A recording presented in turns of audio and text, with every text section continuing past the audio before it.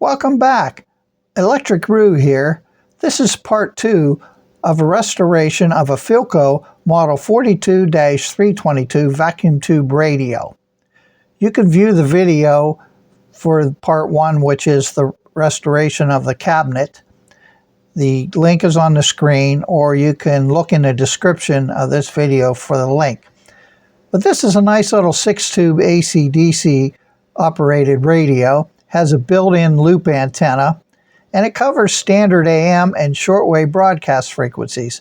A neat feature is an extra RF amplifier stage, and it uses Lockjaw tubes and an electrodynamic speaker, which I'll talk about later. Now this set retailed for $29.95 back in 1942, and today that's $673.44, which is quite a lot.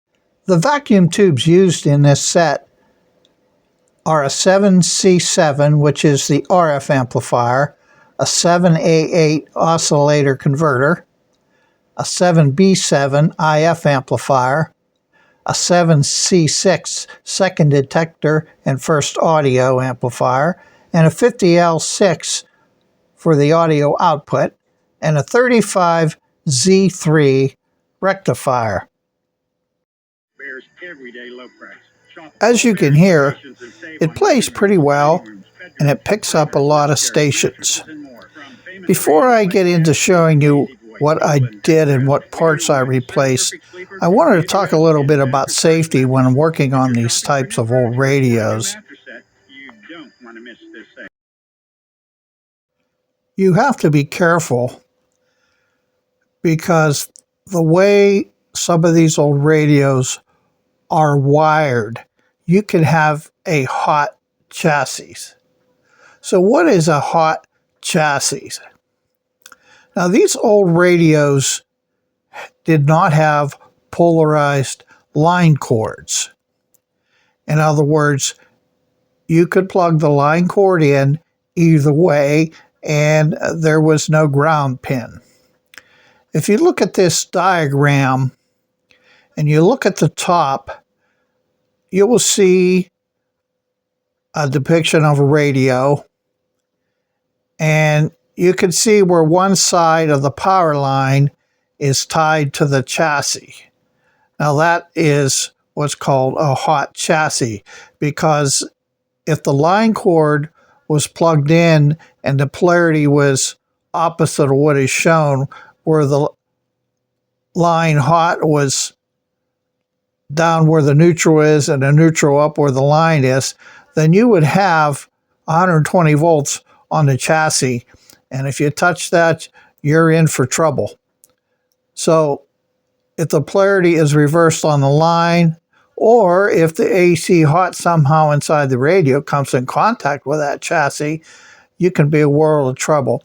Now, a lot of the old radios, what they did, they were in wooden cases, or in Bakelite or plastic cases, and on the back they had a piece of masonite on the back with vent holes in it, or something of some sort, to prevent the user from actually touching anything inside, so they couldn't get across any hot wires. Now the radio, the Philco that I'm working on, does not have a hot chassis, but I'll talk about how to make it a little safer. If you look at the bottom diagram, you need to use when you're working on these radios, especially with a hot chassis, you need an isolation transformer. So you see, an isolation transformer is a 1-to-1 transformer. In other words, the same voltage in, you get the same voltage out from the primary between the secondary. And what that does is isolates the line voltage from the device. So you can see in the bottom picture, with the isolation transformer connected up, and one side of the power line to it going to the chassis, no matter what you did on the primary side, what you reverse the hot and the neutral, it's not going to affect anything on the secondary of the transformer, and there's no path to ground for someone to receive a bad electrical shock. So if the AC line is polarity is reversed, it doesn't matter because there is no way for the ground path to get back to the radio chassis. In looking at the schematic for this Philco radio, you'll notice ground symbols throughout, and those ground symbols connect directly to the chassis. But there is no AC connected directly to the chassis. Now looking at the power supply, you'll see where I have marked, if you had the plug oriented, where the hot is up on the switch side and the neutral on the side that feeds the filaments. If you follow that red line through and up, you'll see two capacitors. If either one of those capacitors became leaky or shorted, then you would definitely have a hot chassis, which happens in some of these older sets as the capacitors fail. And also, you can have some issues if you look number 42, the field coil that's in the power supply after the rectifier. Before they started using permanent magnets a lot in speakers, they put a coil on the back of the speaker, and the current through that coil in the power supply provided a magnetic field for the speaker to work, and it also doubled as a choke in the power supply. So if you had a short there going to chassis, you'd have a little bit of issues also. And in the output transformer also, if you had a short to the core and it would connect down to the chassis, you can have a little bit of problem. You should always use an isolation transformer when working on one of these old radios, and to be on the safe side when you're using it, especially if you have one that does have a hot chassis. Now this Philco doesn't have a hot chassis, and if you look at the diagram, I do a little bit of wiring changes on these to help alleviate the situation a little bit. I use a polarized plug, and I connect the hot side to where the filaments are, and also I move the on and off switch down to that hot side.